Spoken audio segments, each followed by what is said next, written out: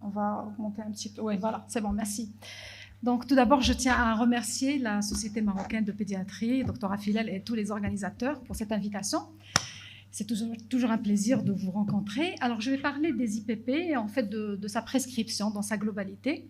Cette prescription qui ne doit ni tomber, je vous le dis d'emblée, ni tomber dans l'excès, parce que vous savez que depuis l'apparition de ces molécules dans les années 80, leur prescription n'arrête pas de se développer, de croître un peu partout dans le monde, soit chez l'adulte ou chez l'enfant.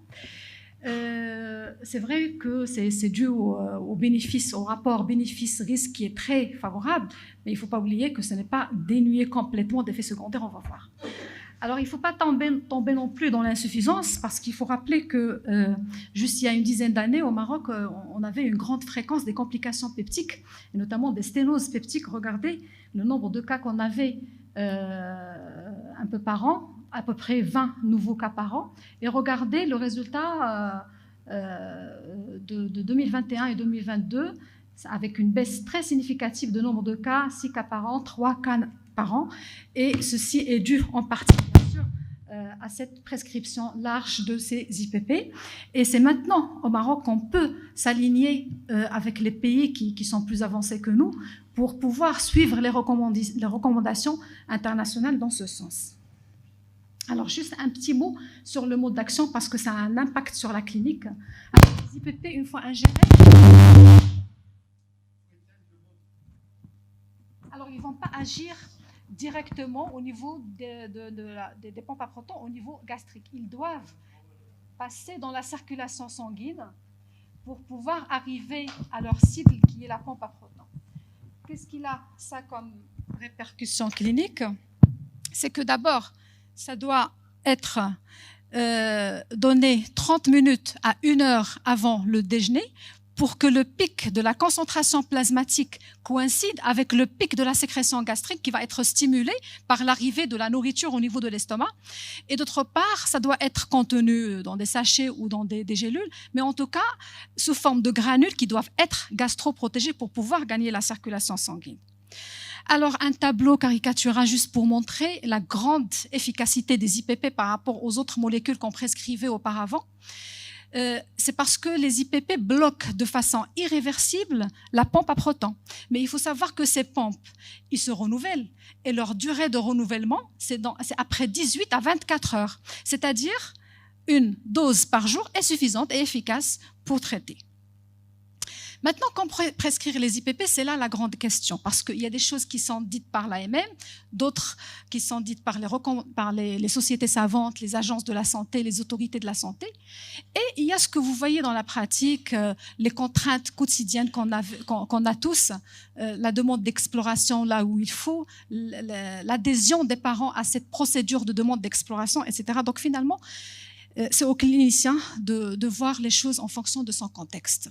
Les grandes indications, ou bien la principale indication des IPP, c'est le reflux gastro-œsophagien, mais on va voir dans quelle place exactement, parce qu'il y a reflux et reflux. Alors par la suite, il y a les lésions gastro-duodénales qui sont dominées, surtout chez nous, on est un grand pays d'incidence ou de prévalence de l'infection AHP, et il y a l'œsophagite eosinophile, cette entité qui est devenue de plus en plus fréquente aussi chez nous. Alors, la situation la plus simple, c'est quand on est devant un scénario qui évoque un reflux simple. C'est-à-dire, les parents qui vont venir vous voir pour des régurgitations vont vous dire que, à part ces enfants, mon enfant va très bien. Et c'est quelque chose qu'on va concrétiser nous-mêmes lors de notre première consultation. Alors, c'est une situation très fréquente. Et sur cette situation, tout le monde est unanime. Pas de traitement par les IPP, c'est un reflux qui est physiologique qu'il faut savoir respecter. Et si on traite par les IPP, qu'est-ce qu'on va faire? On va régurgiter encore, mais de façon moins acide, c'est tout. Maintenant, ce qu'il faut faire, c'est de l'IPP aussi, mais ce n'est pas sous forme de médicaments, mais sous forme d'intervention psychologique positive pour rassurer les parents. Alors maintenant, quand on tombe dans le reflux pathologique, c'est là la situation qui est plus complexe. On va voir la définition de ce reflux d'après les sociétés savantes, ESGA, c'est-à-dire la Société européenne de gastroentérologie pédiatrique et la Société nord-américaine de gastroentérologie pédiatrique qui ont été faites en 2018, c'est la dernière version. Alors comment elles définissent le reflux pathologique? C'est lorsque le reflux entraîne des symptômes gênants ou complications à type d'œsophagite ou de sténose. Alors, autant pour les complications, on comprend. Il suffit de faire une endoscopie et tomber sur une œsophagite ou une sténose. Maintenant, pour les symptômes gênants, c'est là où c'est gênant, mais c'est gênant pour nous. Alors, combien de situations prêtes à parler d'un reflux gastro-œsophagien pathologique, que ce soit chez le nourrisson ou chez l'enfant? C'est vrai qu'il y en a certains qui peuvent évoquer dans un contexte de vomissement le reflux gastro-œsophagien pathologique, notamment chez les nourrissons, les pleurs, l'irritabilité, les difficultés alimentaires, la mauvaise croissance et bien sûr le saignement avec l'anémie.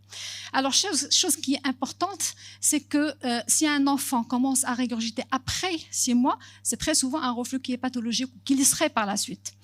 Maintenant, la situation chez le grand enfant est plus facile. C'est un enfant qui va s'exprimer pour vous dire qu'il a des brûlures rétrosternales, il a des douleurs épigastriques, il a un pyrosis, c'est facile. Maintenant, il y a aussi des signes extradigestifs que vous connaissez bien, mais est-ce qu'ils sont toujours liés au reflux gastro-œsophagien? Ce n'est pas vraiment le cas.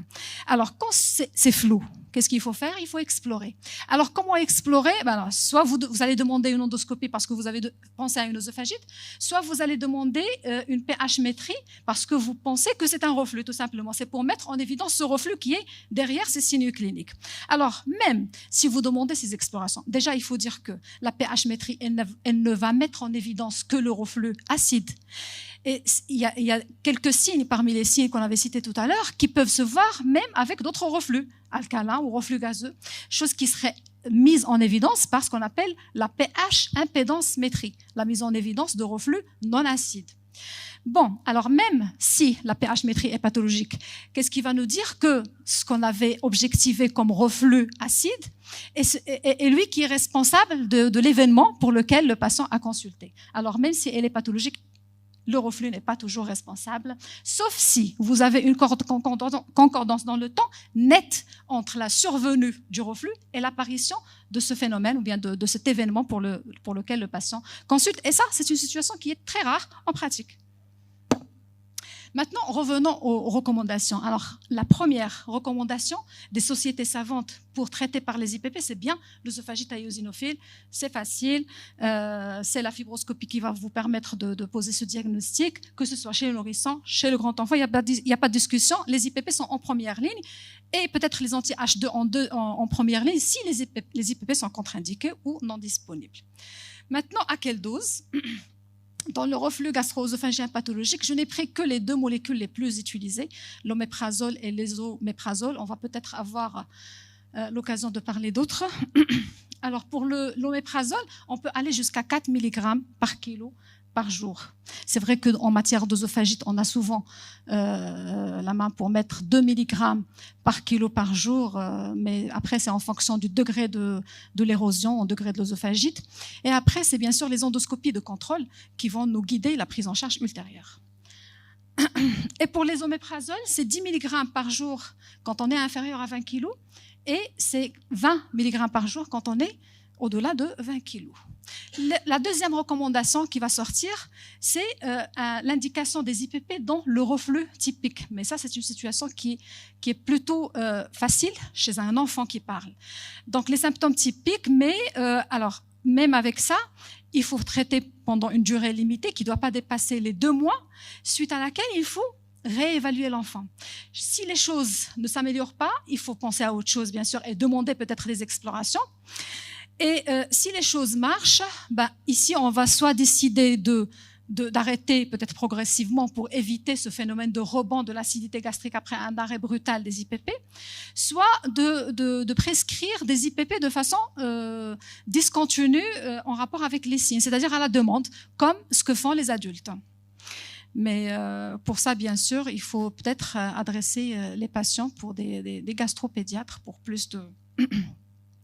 Alors maintenant, est-ce que les difficultés alimentaires et les pleurs pendant les repas sont une indication à mettre de l'IPP ou pas? Alors, il faut savoir que sur le plan digestif, ça peut avoir une explication en dehors du reflux. Et bien sûr, vous connaissez qu'il y a d'autres situations extradigestives qui peuvent donner des difficultés alimentaires ou donner des pleurs.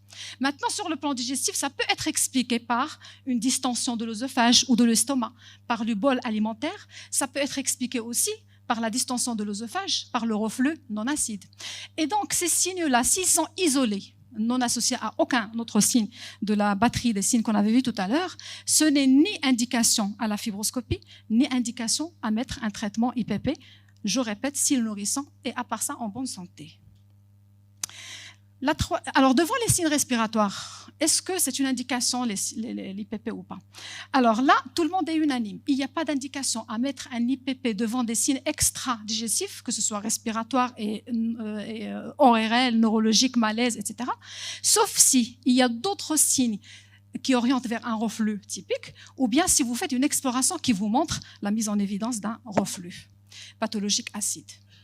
Maintenant, il y a des indications qui sont admises par les sociétés savantes. On sait que dans ces populations-là, chez ces enfants-là, le risque de faire un reflux pathologique est très important. Les enfants polyhandicapés, c'est l'IPP en première ligne. Il y en a même certains qui vont aller jusqu'à la chirurgie tellement ils sont résistants parfois au traitement médical. Les enfants qui ont été opérés pour une atrésie de l'œsophage ou pour une hernie diaphragmatique et les enfants qui ont une mucoviscidose, pour tout cela, on peut prescrire les IPP en première intention. Maintenant, juste pour parler de la tranche d'âge avant l'âge de 1 mois, vous savez que je reviens à l'AMM, il n'y a aucun IPP qui a l'AMM avant l'âge de 1 an. Et selon l'AMM, les indications, ce sont les œsophagites érosives et le reflux gastro-œsophagien typique. Maintenant, les sociétés savantes et la haute autorité de santé et l'AFSAPS approuvent l'utilisation des IPP avant l'âge d'1 an et au-delà de 1 mois, à partir de l'âge de 1 mois, et si possible après avis pédiatrique. Alors, avis pédiatrique, avis spécialisé. Ceci pour pouvoir au moins éliminer les diagnostics différentiels les plus contingents au reflux gastro-œsophagien et notamment une allergie aux protéines de lait de vache. Et ceci, bien sûr, après avoir essayé le traitement de première intention qui est l'épaississement des aliments et l'évitement de la suralimentation. En dehors du reflux, quelles sont les autres indications des IPP? L'infection AHP. Alors, les 2 molécules les plus utilisées pour traiter l'infection AHP, c'est l'oméprazole toujours et les oméprazoles. Et maintenant, le traitement actuel de première ligne, c'est la trithérapie pendant 14 jours, associant un IPP, une amoxicilline, plus soit la clarithromycine, soit le métronidazole en fonction du profil de résistance de l'un ou de l'autre. Alors, pour ce qui est de la dose, c'est quand on est à un poids moyen de 20 kg, c'est 20 mg matin et 20 mg le soir, ce qui revient à 2 mg par kilo en 2 fois par jour. À un poids moyen de 30, c'est 30 mg, et on peut aller jusqu'à 80 mg au maximum par jour. Alors maintenant, les lésions gastro-duodénales qui ne sont pas liées à HP, là on va parler des gastrites, des duodénites non HP et des ulcères non HP. Il faut savoir que les ulcères sont très rares chez l'enfant et ils sont encore beaucoup plus rares en dehors de l'HP, c'est-à-dire ils sont très souvent liés à l'HP. Alors là, on est dans l'exception de l'exception et là, l'AFSAPS recommande un traitement de l'IPP pendant 4 à 6 semaines, mais sans préciser. Partout dans toutes les études, on ne précise pas, il n'y a pas de guidelines pour préciser les doses qu'il faut chez l'enfant en matière d'IPP pour traiter les ulcères gastro-duodénaux, comme ce qui a été fait pour les anti-H2 par exemple. L'œsophagite à eosinophiles, il faut y penser de plus en plus, comme j'ai dit tout à l'heure chez nous, chez tout enfant qui a un terrain atopique, qui présente des signes qui simulent un reflux gastro-œsophagien avec plus ou moins une sténose, une dysphagie, pour laquelle, quand on fait une exploration, on ne trouve pas de sténose. Et on trouve un aspect particulier, on ne va pas pouvoir tout développer ici, un aspect particulier endoscopique, on fait des biopsies et c'est un diagnostic histologique qui se fait pour dire que c'est une œsophagite à eosinophile. On la traite par l'oméprazole 1 à 2 mg par kilo 2 fois, c'est-à-dire on peut aller jusqu'à 4 mg par kilo par jour ou équivalent chez l'enfant pendant une durée de 8 semaines. Mais ce qui a été recommandé dans l'œsophagite à eosinophile, c'est d'associer toujours cet IPP avec un régime alimentaire évitant les allergènes, si c'est possible. Maintenant, normalement, le traitement de première intention dans l'œsophagite à eosinophile, ce n'était pas les IPP, c'était les stéroïdes, les corticoïdes comme topiques locaux. Mais vous savez que c'est une préparation magistrale qu'il faut faire et c'est très difficile de l'avoir et de l'appliquer en pratique. Pareil, pour la gastrite à eosinophile, on a bien remarqué que les IPP ont une action, ont une efficacité assez importante, couplée toujours avec le régime évitant les allergènes responsables. Maintenant, pour les indications non raisonnées, elles suivent un petit peu ce qui se passe chez l'adulte. Ce sont les hémorragies de faible abondance sur syndrome de Mallory-Weiss, sauf en cas de prise d'AINS. Si l'enfant a saigné après la prise d'un AINS, là c'est une indication à l'IPP, mais sinon ce n'est pas une indication. Alors ce n'est pas aussi une indication de prescrire l'IPP en prévention avec les AINS ou avec les corticoïdes, chose qu'on fait très couramment en pratique. Les œsophagites infectieuses non plus, mais dans la prévention des hémorragies liées au stress en réanimation, c'est discuté en fonction des études. Et il y en a certains qui disent oui, en fonction des antécédents du patient. C'est-à-dire s'il a un antécédent d'ulcère, oui. Et en plus, s'il a été intubé, ventilé pendant une période de plus de 48 heures ou bien mis sous nutrition parentérale prolongée, là, ça peut être une indication à mettre un traitement préventif par les IPP.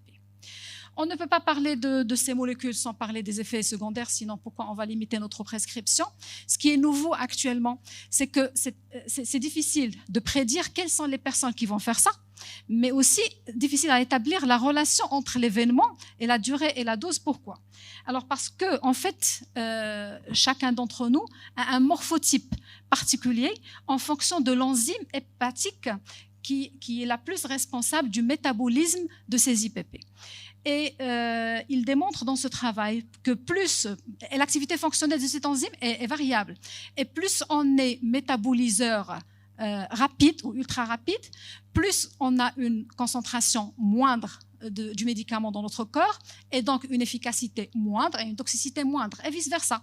Plus on est métaboliseur lent, plus le produit reste longtemps. C'est vrai que c'est efficace, mais c'est aussi possiblement toxique.